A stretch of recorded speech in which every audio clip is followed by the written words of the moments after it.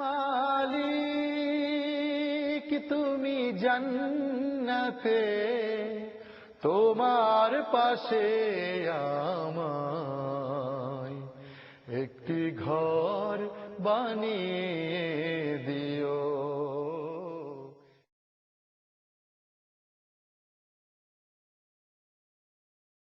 السلام عليكم ورحمة الله وبركاته. الحمد لله رب العالمين، والصلاة والسلام على أشرف الأنبياء والمرسلين وعلى آله وصحبه أجمعين. أعوذ بالله من الشيطان الرجيم. إنه من يشرك بالله فقد حرم الله عليه الجنة ومأواه النار وما للظالمين من أنصار. اللهم صل على محمد وعلى آل محمد كما صليت على إبراهيم وعلى آل إبراهيم إنك حميد مجيد. اللهم بارك على محمد وعلى آل محمد كما باركت على إبراهيم وعلى آل إبراهيم إنك حميد مجيد. رب اشرح لي صدري ويسر لي أمري واحلل عقدة من لساني يفقهوا قولي. আজকে আমরা কুফর এবং শিরকের এই বিষয়ে আলোচনা করব as-sirat al-mustaqim অনুষ্ঠান থেকে, www.jigyasa.com থেকে। আপনাদের কাছে আজকে এই গুরুত্বপূর্ণ বিষয়টি নিয়ে আমরা হাজির হয়েছি, কুফর ও শিরক, যা কিনা ইসলামের একেবারে ফাউন্ডেশন, যে ব্যাপারে আমাদের জ্ঞান থাকা খুবই দরকার। তাওহীদের উপরে জ্ঞান থাকা দরকার। কুফর এবং শিরক কোন জিনিস সেটা বুঝতে হলে তাওহীদকে বুঝতে হয়, অথবা তাওহীদ বুঝতে হলে এ বিষয়ে জ্ঞান থাকতে হয়। যখন আমরা বলি লা ইলাহা লা ইলাহা বলে আমরা শিরক এবং কুফরকে অস্বীকার করি, বা শিরক এবং কুফরি থেকে আমরা বেরিয়ে আসি, আর ইল্লাল্লাহ বলে আমরা তাওহীদে প্রবেশ করি। লা ইলাহা মানে আমাদের উপরে যত কর্তৃত্ব, যত প্রভাব আছে, সব প্রভাবই কিন্তু সৃষ্টির যত প্রভাব আমাদের উপরে আছে, সেই প্রভাব থেকে আমরা মুক্ত হয়ে, সমস্ত অধীনতা থেকে আমরা মুক্ত হব লা ইলাহা বলে। এবং এটা হলো আল্লাহ ছাড়া আর যত কর্তৃত্ব, এইটা আল্লাহর জায়গায় যদি স্থান পেয়ে যায়, অর্থাৎ কিনা কর্তৃত্ব মানুষ মানবে শুধু আল্লাহর। মানুষের সঙ্গে মানুষের সম্পর্ক হবে ভ্রাতৃত্বের সম্পর্ক, বন্ধুত্বের সম্পর্ক, সৌহার্দ্যের সম্পর্ক, এবং সেটা হবে একটা সম্মানজনক সম্পর্ক এবং পারস্পরিক সম্মানের সম্পর্ক। সেখানে কিন্তু কোনো ব্যবধান নেই, কেউ কারো প্রভু নয়, কেউ কারো গোলাম নয়। এই যে সম্পর্ক মানুষে মানুষে হবে, আর আমাদের সকলেই প্রভু হবেন আল্লাহ, এবং আমরা সকলেই তার গোলাম। এ হচ্ছে তাওহীদের ধারণা। আশহাদু আল্লা ইলাহা ইল্লাল্লাহ ওয়া আশহাদু আন্না মুহাম্মাদান আবদুহু ওয়া রাসূলুহু, অথবা আশহাদু আল্লা ইলাহা ইল্লাল্লাহু ওয়াহদাহু লা শারীকা লাহু ওয়া আশহাদু আন্না মুহাম্মাদান আবদুহু ওয়া রাসূলুহু। আমি সাক্ষী দেই যে আল্লাহ ছাড়া কোনো ইলাহ নেই এবং তিনি একক, লা শারীকা লাহু, তার কোনো শরীক নেই। ওয়া আশহাদু, এবং আমি আরো সাক্ষী দেই, আন্না মুহাম্মাদান আবদুহু ওয়া রাসূলুহু, যে মুহাম্মদ সাল্লাল্লাহু আলাইহি সাল্লাম তার বান্দা এবং তার রাসূল।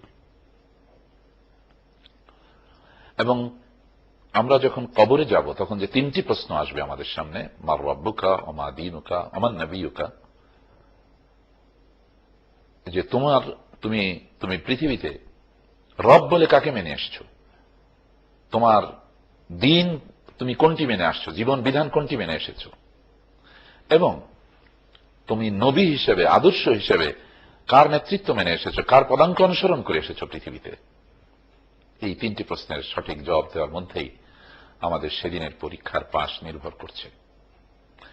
কবরের এই তিন প্রশ্নে বলা হবে মার রব্বুকা, রবকে। এবং এই রবের কথা বলা হয়েছিল সেই দিনও, যখন আমরা রূহের জগতে ছিলাম। সমস্ত রূহকে আল্লাহ জিজ্ঞেস করেছিলেন মার রব্বুকা।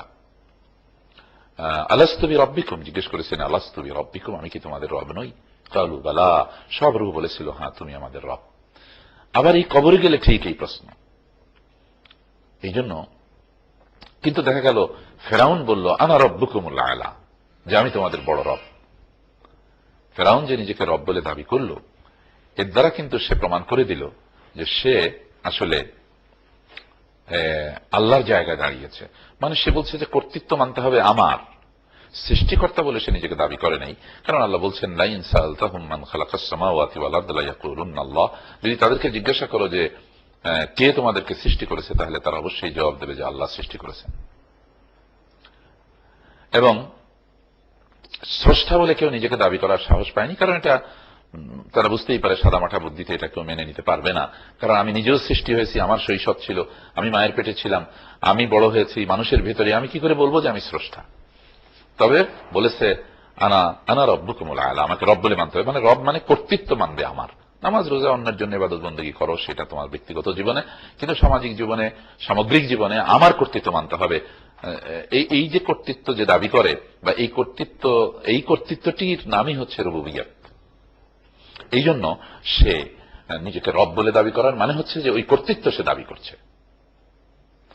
সেই জন্য আমাদেরকে বলতে হয়, ঈমান আনতে হলে বলতে হয় আশহাদু আল্লা ইলাহা ইল্লাল্লাহ। কর্তৃত্ব কারণেই আল্লাহ ছাড়া, সার্বভৌমত্ব কারণেই আল্লাহ ছাড়া। মানুষের মধ্যে শৃঙ্খলা থাকবে, যেমন নবী রাসূলেরা মানুষকে সৎ পথ দেখিয়েছেন, তারা শাসনও করেছেন, সেই শাসন করা যাবে, কিন্তু সেটি হলো জাস্টিস হতে হবে। ইন্নাল্লাহা ইয়া'মুরু বিল আদলি ওয়াল ইহসান, আল্লাহ নির্দেশ দিচ্ছেন যে তোমরা জাস্টিস করো। যাই হোক, এই যে ধারণা, শিরকের ধারণা, শিরক কি? শিরক খুব মারাত্মক জিনিস। এই যে আমরা আল্লাহ ছাড়া কাউকে মানার যে প্রবণতা, এটা হলো শিরক। এমনকি গাছের পূজা করা, মাছের পূজা করা, মূর্তি পূজা করা, এগুলো শিরক। এমনকি ঈসা আল্লাহর বেটা, উজায়ের আল্লাহর বেটা, এই সমস্ত বিশ্বাস করা একদম সারাসার শিরক। কোনটা আল্লাহর হকের মধ্যে শিরক, কোনটা আল্লাহর সিফাতের মধ্যে শিরক, কোনটা আল্লাহর রুবুবিয়্যাতের মধ্যে, উলুহিয়্যাতের মধ্যে শিরক। বিভিন্ন জায়গাতে এইভাবে শিরক হয়ে যায়। খাজা বাবা আমাকে সন্তান দেবেন, আমার রুজি বৃদ্ধি করে দেবেন, আমার কল্যাণ করে দেবেন, এই ধরনের কবরবাসীর কাছে এই ধরনের কোনো কিছু আশা করা শিরক। এই উদ্দেশ্যে তাদের ওখানে মান্নত করা শিরক, সিন্নি দেওয়া শিরক। এই উদ্দেশ্যে যদি করা হয়, এবং সেটি করা হয়ে থাকে, কারণ কবরকে নিয়ে এই ধরনের করতে ইসলামে নিষেধ করা হয়েছে। মুহাম্মদ রাসূলুল্লাহ সাল্লাল্লাহু আলাইহি ওয়াসাল্লাম বলেছেন, বিগত জাতিগুলো তাদের নবী রাসূলদের অথবা তাদের পীর পুরোহিতদের কবরকে নিয়ে বাড়াবাড়ি করার কারণে ধ্বংস হয়ে গেছে। কবরের ডেকোরেশনই করার কথা না, প্লেন কবর। আপনারা উহুদের ময়দানে দেখেছেন, এই উহুদ পাহাড়ের ওখানে যখন গিয়েছেন হজ করতে গিয়ে, মদিনা মুনাওয়ারাতে যখন আপনারা সফর করেছেন, সেই সময় আপনারা দেখেছেন যে উহুদের ময়দানে যে 70 জন সাহাবী শাহাদাত বরণ করেছিলেন, তাদের কবরগুলো কিভাবে প্লেন ল্যান্ড, তার উপরে কোনো কিছু ডেকোরেশন নাই, বোঝাই যাবে না যে এটা কবর। জান্নাতুল বাকি যেটাকে বলা হয়, অর্থাৎ মদিনা মুনাওয়ারা, মসজিদে নববী সাল্লাল্লাহু আলাইহি সাল্লামের অদূরেই এই যে জায়গাটি, যেখানে আপনারা জান্নাতুল বাকি বলে আমরা জানি, যে যেখানে অনেক কবর রয়েছে, অনেক সাহাবীদের কবর রয়েছে, সেইখানে আপনি কবরগুলো কি অবস্থায় দেখেন। একটা পাথর হয়তো কবরের উপরে আছে, পাথরটা মাথাটা একটু উঁচু হয়ে আছে, দ্যাটস এনাফ। সুতরাং কবরকে নিয়ে বাড়াবাড়ি করা এটা ঠিক না, এটা শিরকের নামান্তর, এবং এর ভিতরে শিরক বেদাত উভয়ই আছে। এবং আল্লাহ বলছেন, ইন্না শিরকা লাযুলমুন আযীম। আল্লাহ বলছেন, ইন্নাহু মান ইউশরিক বিল্লাহি ফাকাদ হারামাল্লাহু আলাইহিল জান্নাহ। যে আল্লাহর সঙ্গে শিরক করবে, শরীক করবে, তার জন্য আল্লাহ জান্নাতকে হারাম করে দেবেন, ওয়া মাওয়াহুন নার, এবং তার পরিণতি হবে জাহান্নাম। ওয়া মা লিয-যালিমিনা মিন আনসার, এবং জালিমদের জন্য কোনো সাহায্যকারী নেই। মাআযাল্লাহি, আল্লাহ মাফ করুন আমাদেরকে। আর আবী হুরায়রা ক্বালা ক্বালা রাসূলুল্লাহ সাল্লাল্লাহু আলাইহি ওয়াসাল্লাম, আবু হুরায়রা বলেন, রাসূল সাল্লাল্লাহু আলাইহি ওয়াসাল্লাম বলেন, ক্বালা আল্লাহু তাবারাকা ওয়া তাআলা আনা আগনা আশ-শুরাকাই আনিশ শিরকি মান আমিলা আমালান আশরাকা ফীহি মাই গায়রি তারাকতুহু ওয়া শিরকাহু। তো যে মানে শিরক যে বর্জন করার বিষয়, সেটি এখানে বলা হয়েছে। তারপরে দেখুন, ওয়া ইয ক্বালা লুকমানু লিইবনিহি ওয়া হুয়া ইয়াইযুহু, লুকমান আলাইহিস সালাম তার সন্তানকে নসিহত করছিলেন, লা তুশরিক বিল্লাহি ইন্না শিরকা লাযুলমুন আযীম।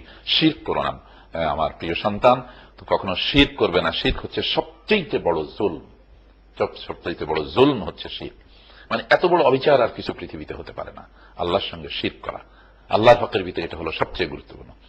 আর বান্দাদের মধ্যে এসে মানুষের ক্ষতি করা, মানুষের গীবত করা, মানুষের শিকায়ত করা, মা বাবার সঙ্গে দুর্ব্যবহার করা, এইভাবে বান্দাদের হক যেখানে আছে সেখানে সাবধান থাকতে হবে। আর আল্লাহর সঙ্গে এই জায়গায় সাবধান থাকতে হবে যেন শিরক না করি আমি আল্লাহর সঙ্গে।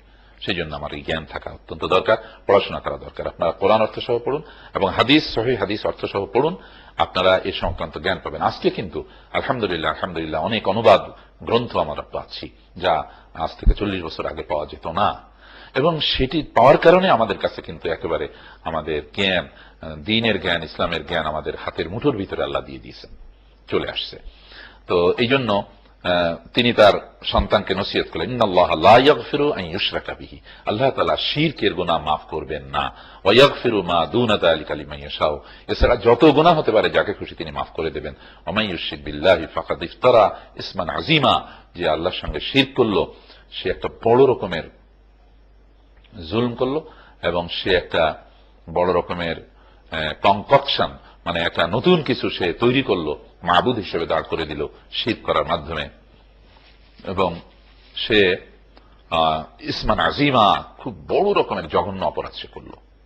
এই অপরাধ থেকে আল্লাহ আমাদেরকে বাঁচার তৌফিক দান করুন, এটা আমাদের দোয়া করতে হবে, এবং শিরক থেকে আমাদের বাঁচার চেষ্টা করতে হবে, শিরক থেকে বাঁচতে হবে। শিরক থেকে যদি কেউ বেঁচে যায়, এখানে হাদিস এমনও রয়েছে যে কোন লোক যদি নিজেকে শিরক থেকে মুক্ত রাখে, এই অবস্থায় যদি সে কবরে যেতে পারে, তাহলে আল্লাহ ধরে নেবেন অনেক ইবাদত বন্দেগী, আল্লাহর হকের অন্যান্য নামাজ, রোজা, হজ, যাকাতের সম্পর্কে যদি তার কোনো ঘাটতি কমতি থাকেও, তবু আল্লাহ ধরে নেবেন শিরক না করার কারণে আল্লাহ তার জন্য নাজাতের ফয়সালা করে দেবেন, তাকে জাহান্নাম থেকে মুক্ত করে দেবেন। সুবহানাল্লাহি ওয়া বিহামদিহি সুবহানাল্লাহিল আযীম। এই জন্য আমাদেরকে শিরকের ব্যাপারে সতর্ক থাকতে হবে। শিরক হলো এমন যে, ধরুন একটা বড় পাত্রের ভিতরে আপনি পানি ঢেলে এটাকে ভরতে চাচ্ছেন, কিন্তু এই পাত্রের তলায় যদি বড় একটা ছিদ্র থাকে, তাহলে আপনি যত পানি ঢালুন না কেন, সে পানি আর ওর ভিতরে দাঁড়ায় না। কিয়ামত পর্যন্ত পানি ঢাললে এই পাত্র ভরা যাবে না, কারণ ওর নিচের ওই ছিদ্র দিয়ে সব পানি পড়ে যাচ্ছে। শিরক হচ্ছে এরকম, যত নেক আমল করা হোক, শিরকের বিশ্বাস যদি কারো থাকে, শিরকের আমল যদি কারো থাকে, তাহলে তার আমল, অন্যান্য নেক আমল, নামাজ, রোজা যত বেশি হোক না কেন, সারা দিন রোজা রেখেছে, সারা রাত নামাজ পড়েছে, কিন্তু তার ফাউন্ডেশনে শিরক রয়ে গেছে, তার ভিত্তিতে শিরক রয়ে গেছে বিশ্বাসে এবং আমলে, তাহলে সেই লোকটির সমস্ত প্রচেষ্টা বরবাদ হয়ে যাবে, সমস্ত ইবাদত বন্দেগী বরবাদ হয়ে যাবে। এই শিরকের থেকে আমাদেরকে অবশ্যই বাঁচতে হবে। এটার জন্য আমাদেরকে জানতে হবে শিরক কতভাবে আমরা করি। বড় বড় বুজুর্গানের দিনদের কবরকে নিয়ে আমরা শিরক করি। অনেক সময় করি যে বড় পীর সাহেবের নাম আগে বিনা ওযুতে নিলে আমাদের গর্দান কাটা যেত, এখন বিনা ওযুতে নিলে পশম কাটা যায়, এই সমস্ত বিশ্বাস আমরা করি। দেখেন কি মারাত্মক কথা। এবং এইভাবে আমরা তাদেরকে গায়েব জানেন, আমার হুজুর তো সবকিছু চোখ বন্ধ করলে দেখেন, অথচ আল্লাহ বলছেন যে লা ইয়ালামুল গায়বা ইল্লাল্লাহ, আল্লাহ ছাড়া কেউ গায়েব জানে না। নবী রাসূলদেরকে তিনি যা জানিয়ে দিয়েছেন গায়েবের কথা, তারা তা জেনেছেন, কিন্তু নিজের থেকে তারা জানতেন না। আর আল্লাহ সুবহানাহু ওয়া তাআলা তো কারো জানিয়ে দেওয়ার অপেক্ষা করতে হয় না। গায়েব জানা তাকেই বলে যিনি নিজেই জানেন, কারো সহযোগিতা ছাড়াই, সেটাকে গায়েব জানা বলে। সুতরাং আমাদেরকে এইসব বিষয়ে বিশ্বাস রাখতে হবে, কবর পূজার থেকে বিরত থাকতে হবে, কোন মাজারের সিন্নি মান্নত করার থেকে বিরত থাকতে হবে। এগুলো শিরক, এবং এই শিরক থেকে যদি বেঁচে যাই, তাহলে আল্লাহর কাছে আমরা নাজাত পাবো। বন্ধুগণ, আমাদের সাথে আপনারা অনেকক্ষণ থেকেছেন, অনেকগুলো এপিসোড আপনারা দেখছেন। আশা করি আপনারা এটার প্রচারক হয়ে যান, আপনারা অনেক মানুষকে দাওয়াত দিয়ে দিন প্লিজ, এবং আপনি যেন এই প্রতিনিয়ত এটার একজন অ্যাম্বাসেডারের মতো আপনি কাজ করেন, এবং এটা দেখার জন্য মানুষকে আহ্বান করেন। এবং এই www.jigyasa.com এটাতে আপনারা যত প্রশ্ন আছে আপনারা পাঠাতে পারেন, এবং সে প্রশ্নের ইনশাআল্লাহ আমরা জবাব দেব। এবং এখানে আপনারা মাসিক জিজ্ঞাসা পত্রিকাও এই ওয়েবসাইটে আপনারা দেখতে পারবেন, পড়তে পারবেন, এবং ফ্রি অফ কস্ট পড়তে পারবেন। আল্লাহ সুবহানাহু ওয়া তাআলা আমাদের সকলকে দিন জানার, দিন মানার তৌফিক দান করুন। মসজিদ কাউন্সিল থেকে অনুষ্ঠানটি প্রচারিত হয়, এবং মসজিদ কাউন্সিলের ভালো ভালো সুন্দর প্রজেক্ট আছে সাদকায়ে জারিয়ামূলক, সেটাতে আপনাদের সহযোগিতা কামনা করছি। এবং আল্লাহ সুবহানাহু ওয়া তাআলা আমাদের সকলের দুনিয়ার কল্যাণ এবং আখিরাতের নাজাতের ফয়সালা করুন। আল্লাহর কাছে এই কামনা করে আজকের অনুষ্ঠান এখানে শেষ করছি। ওয়া আখিরু দাওয়ানা আনিল হামদুলিল্লাহি রাব্বিল আলামিন। আসসালামু আলাইকুম ওয়া রাহমাতুল্লাহি ওয়া বারাকাতুহু।